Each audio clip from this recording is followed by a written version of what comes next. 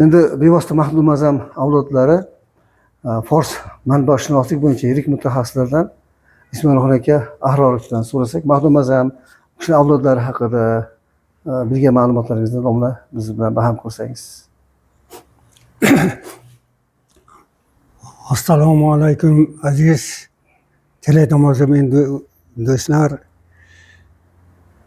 Shu allomalar, oldinga chiqqan ulamolar hammalari o'z vaqtlarida o'tib ketdi. Endi bizning vazifamiz nima?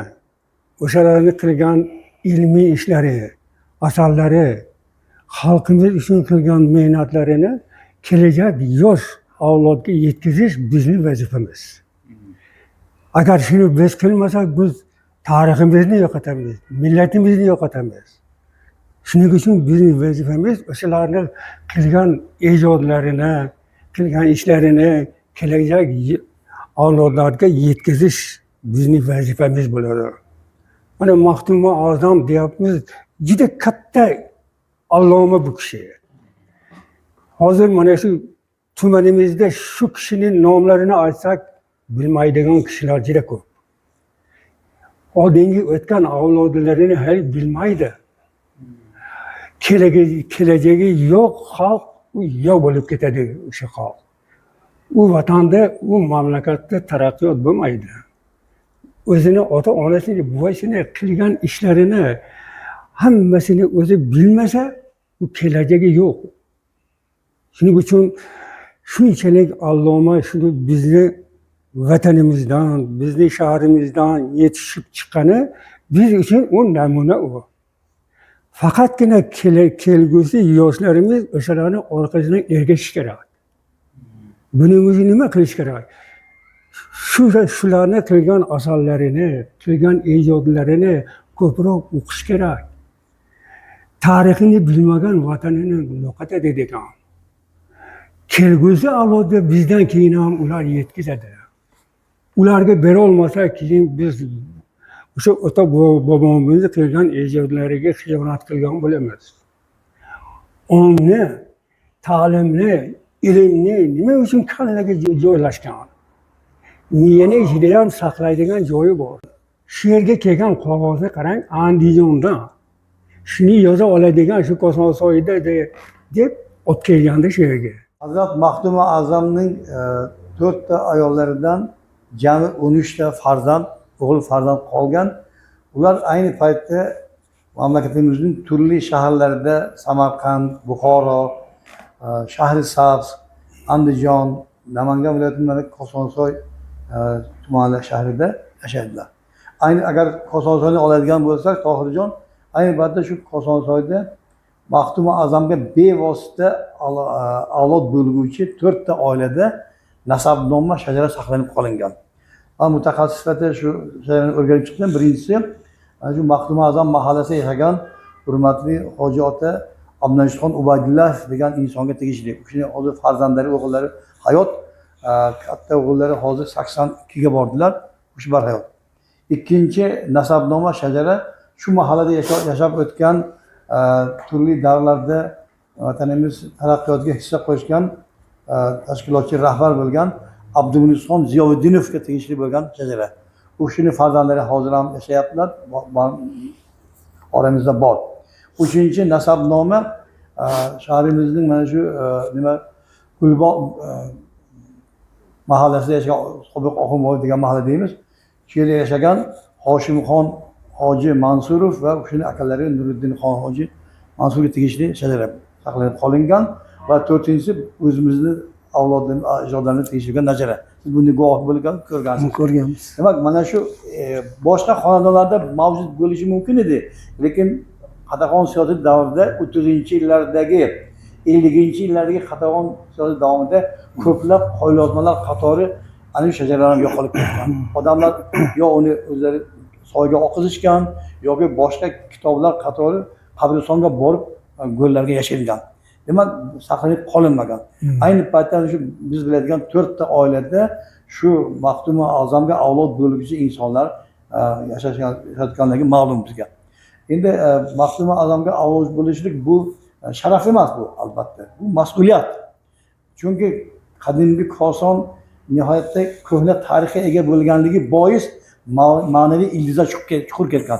Shu sababdan Kosonsoydan yetuk olimlar chiqishi davom etaveradi. Tarixdan ma'lumki 2000 yil davomida agar 150 nafar yoki 200 nafar olim chiqqan bo'lsa, bu an'ana yana davom etyapti. Yana yoshlar orasida albatta iste'dodli yoshlar chiqyapti. Bu chunki ma'naviy ildizlar chuqur biza. Shu boisdan ham bu yerda kelajakda ham olimlar chiqib bu tabiiy holda davom etaveradi bu narsa. Shu Mavlono Lutfulloh manoqibida ham yozilgan ekan. 16-asrda bu Farg'ona deydi olimlar makoni, faqihlar koni deb. Albatta. Juda ko'p olimlar sanab o'tilgan. Endi mana Bahrul Asror asarini muallifi Mahmud bin Vali shu asarda yozyaptilarki, men ham asli Mahdum Azam avlodidanman deyaptilar 17-asrda. U kishi aytyaptilarki, Kosonsoyda sayyidlar ikki turga bo'linadi, ikki toifa bor. Bittasi Aymma sayyidlari va ikkinchisi tayoq sayyidlari deydilar. Xususan Mahduma Azam va shuning avlodlari hammasi Mavlon Muhammad Qozi va Kamida Kamtarin ham hammamiz tayoq toifasidagi sayyidlardanmiz deyaptilar. Keyin yana bir narsa, mana siz qo'lyozmalarni titkilab o'rgangansiz, bevosita o'zingiz ko'rgansiz. Bu kishini Mahdum Azamni ustozlari Mavlono Muhammad Qozi kasal bo'lgan paytlari, Albatta. og'ir kasal bo'lgan paytlarida qaniydi biron bir inson bo'lsa, men dardimni o'ziga olsa deganda shogirdlar ichidan otilib chiqib turib, mana men olaman dardingizni deb astaydillo yaratgandan iltijo qilib so'rab, ustozni dardlarini menga bering deb dardlarini olganlaridan keyin haligi Mahdum Azam ozgina mijozlari og'irlashib, kasallanishni boshlab, ustozlar sog'ayib ketganlaridan keyin ustozlari duo qilgan ekanlar. Shu nima deb duo qilgandilar? U kishi duo qilganki, shu menga qilgan shunchalik xizmatingdan, seni avlodingdan ulug' insonlar, ulug' olimlar chiqib chiqsin, payg'ambarga munosib bo'lgan zotlar chiqib chiqsin degan duo qilganlar. Mana buni biz ko'ramizki, Mahduma avlodidan chiqqan avlodlar Buxoro amirligida, Shayboniylar sulolasida ham yetuk davlat Xo'ja Isloh Vali, Xo'ja Muhammad Amin Kosoniylar ham diniy martabaga erishgan, ham davlat rahbarligi davomida o'shani turli davlat lavozimida ishlaganlari ma'lum. Mana Mahdum Azamning chevarali bo'lgan Xo'ja Muhammad Yusuf, Xo'ja Hidayatulloh ibn Muhammad Yusuf qo'shni Sharqiy Turkiston davlatida, Xitoy hududi joylashgan Sharqiy Turkiston davlatida, demak 80 yil davomida shu kishining avlodlari, Ofoq Xo'ja Eshon avlodlari Turkiston, Sharqiy Turkiston davlatining boshqargan tarixdan ma'lum. Demak, ana shu kishining avlodlari bo'lgan yetuk alloma mutafakkir Alixon Tori Sog'uni ham bobolarining an'anasini davom etib, Turkiston davlatini yaqin mustaqillikka olib chiqqan insonlardan. Haqiqatan ham masalan o'sha duoning ijobatligini ko'rishimiz mumkinki, tarixda Mahdum Azam avlodlaridan biron bir yomon otlik inson chiqmadi. Hammasi olimlar. Mana aytayotgan Alixon Tori, Shokirxon Tori o'g'limi, Said Nosirxon To'rami yoki bo'lmasam boshqa hammasi, mana Musoxon Xo'ja Dahbiydi, Kattaxon Xo'ja Dahbiydi, u kishining avlodlaridan bo'lgan Komilxon Kattayev domla, Xurshid Davron, mana Toshkentda Nurillaxon Qorakalar, yo bo'lmasa mana hozir o'zimizning Namangan davlat universitetida ishlayotgan bir necha dotsent professorlar, mana shaxsan siz o'zingiz bevosita o'zingiz shu bilan birga mana Said Nosirxon To'ralarni olib qo'yadigan bo'lsak, bular hammasi Mahdum Azam avlodlari. Ya'ni o'sha Mahdum Azam avlodlaridan yolg'onchi kazzob chiqmadi.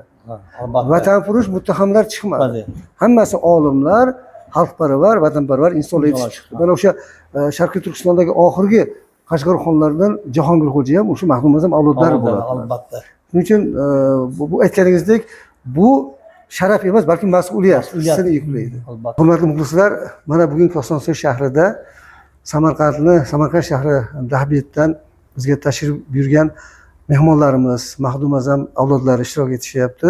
Hozir men bugungi mehmonimiz Muhammad Amirxon hoji akamizga bersak, mana bu kishi bevosita Samarqanddagi Mahdum Azam avlodlaridan hisoblanadilar. Domla, marhamat.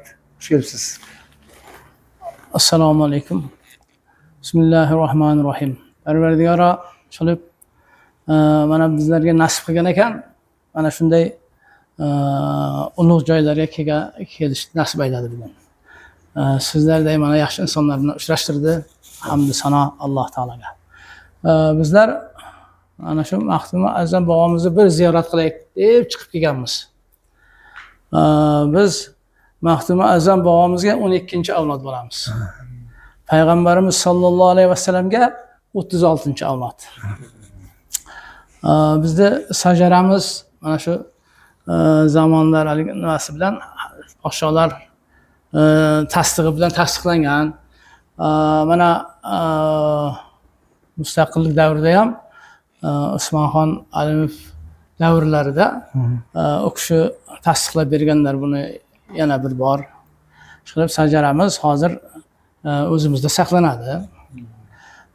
Mana bir tarixchi olimimiz bor. Komilxon aka Kattayev. Ustoz Komilxon. U kishi bilan bu yil birga hajda bo'ldik. Yaxshi. U kishini ilmlari ishqilib bundan ham ziyoda bo'lsin. Maxduma Azam bobomizni haqlarida nihoyatda ko'p ma'lumotlarni berdilar, kitoblar yozdilar.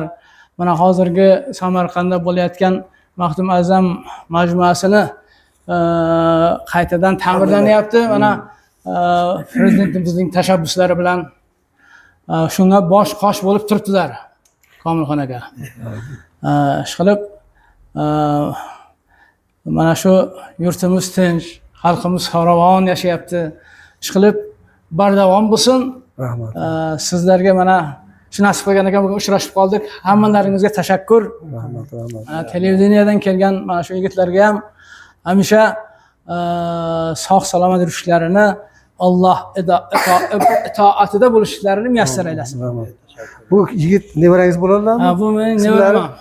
Ismlari Muhammadxon. Muhammadxon. Ana Maxduma Azamning eng kenja avlodlaridan. Bu 38-avlod. 38-avlod payg'ambarimizga. 14-avlod Maxduma Azam bobomiz. Hozirgina biz aytib turardik Muhammad aka, mana bu yerda o'sha Maxduma Azam hazratlari ustozlardan duo olganlaridan keyin duoning xosiyati shundaki shu to qiyomatgacha seni avlodingdan fozillar chiqsin deb duo qilgan ekanlar. Buni biz bugun o'sha duoni ijobatini, isbotini ko'rib turibmiz-da. Rahmat. Endi yana bir narsaki, bugun Maxduma Azam avlodlarini ziyoratgohlari qayerda degan savol tug'iladi. Bular mana shu biz hozir shu yerda tasvirga olayotgan Kosonsoy shahrida, Sandiqli mozorda bu yerda Maxduma Azamni otalari, bobolarining qabrlari shu yerda. Buni u kishining nevaralari Bahodir Naqshband. Bahodir Naqshbandi boshqa inson. Bahodir Naqshband bu kishining nevaralari boshqa inson. Jomil Maqomatda yozganlar. Undan tashqari Said Muhammad Hakimxon To'rada Muntaxabat Tavorixda Maxduma Azamni, u kishi Maxduma Azam avlodi aslida. Maxduma Azamni otalarining qabrlari, Said Jaloliddinni, u kishining otalari Said Jamoliddinni, u kishining otalari Said Burxoniddinlarning qabri Kosonsoy shahrida ekanligini yozib qoldirganlar. Shuning uchun kuchli bobolarning qabrlari ham Kosonsoy shahrida va shu bilan birga O'zganda, mana keyin mana bu Chustda, Namangan shahrida Nodir Namangoniy ham bevosita Maxduma Azam avlodi hisoblanadilar. Toshkentda, Samarqandda u kishining avlodlarining ziyoratgohlari bor. Hurmatli ustozlar, mana shu yerda haqli bir savol tug'iladi. Shu Namangan viloyati To'raqo'rg'on tumanida Aqskent masjid hududi bor. Shu yerda ijtimoiy tarmoqlar Said Burxonning Qilich, Maxduma Azam avlodlari Aqskentda ham yashagan, shu yerda tug'ilgan degan ma'lumotlar ham tarqalyapti. Shu fikrga munosabatingiz qanday? Shu to'g'risida bir fikringizni bermoqchi ustozlar. Bu tarqalyapti. Bir 3-4 yil bo'lib qoldi bunday fikrlarning tarqalganiga. Birinchidan bu Aqskentda emas. Buni to'g'ri tushunib olish kerak. Bu Aqs qishlog'ida deb tarqatilyapti ma'lumot. Ikkinchidan Said Burxonning Qilichni emas, balkim Maxduma Azamni bobolari bo'lgan Said Jamoliddinni otalari Said Burxoniddinni qabri shu yerda deb tarqatishdi. Bu ikkalasi boshqa shaxs. Shuni bilaylikki, ibratni Aqskent tarixiy tadqiqotlarida, asarlarida Aqsi qishlog'ini mana 1914-yil yozyaptilar. Paydo bo'lganiga endi 150-200 yil bo'ldi xolos deyaptilar. Ya'ni bu Aqskent zilzilasidan ancha o'tgandan keyin paydo bo'lgan qishloq va Maxduma Azamni bobolari davrida u yerda odam yashagan emas. Unaqangi oddiy bir adirlik qirlik bo'lgan xolos. Keyin u yerdagi qabrni biz Aqskent jamg'armasi mutaxassislari 2015-yilda ekspeditsiya qilib uyushtirganimizda juda katta bir qabri bor edi.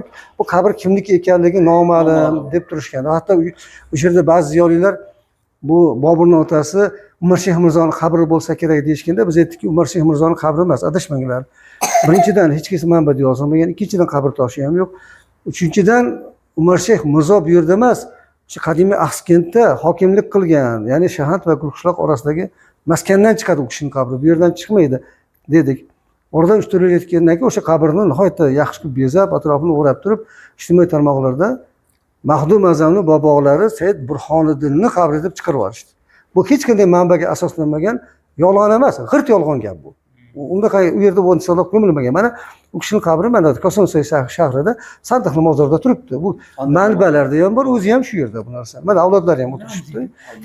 Shuni endi u yerda kimligi noma'lum bo'lgan qabrni bu Said Burhoniddinning qabri deb atash birinchidan dinsizlik, e'tiqodsizlik va bu yolg'onchilikdan boshqa narsa emas. Soxta obro', soxta reyting xolos bu narsalar.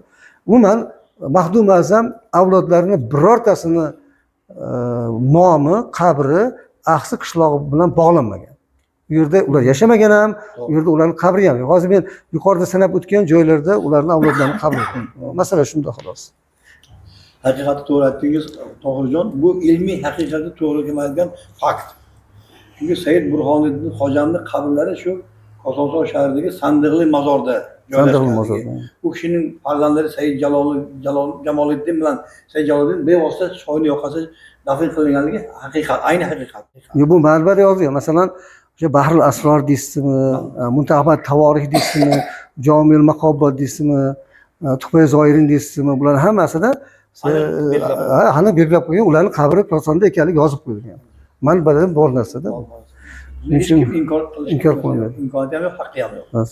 Bizni xalqaro Axsikent ilmiy tadqiqot jamoat birlashmamiz bu tarkibida kuchli mutaxassis manbashunos olimlar bor. Arab tili, fors tili, turk tili, rus, ingliz, fransuz, nemis tillari bo'yicha kuchli mutaxassislar bor, kuchli manbashunoslar bor. Manbalarni sinchiklab o'rganyapmiz. Mana juda ko'p asarlarni tarjima qilish asnosidamiz, tarjima qilyapmiz, ko'pchiligini ommaga yetkazdik. Misol uchun Ajoyibot tabaqat asari bor, Said Muhammad Tohirning asari. Bu mintaqa ajoyibotlari umuman Farg'ona vodiysidagi shaharlarning paydo bo'lishi va vayron bo'lishiga bag'ishlangan asar.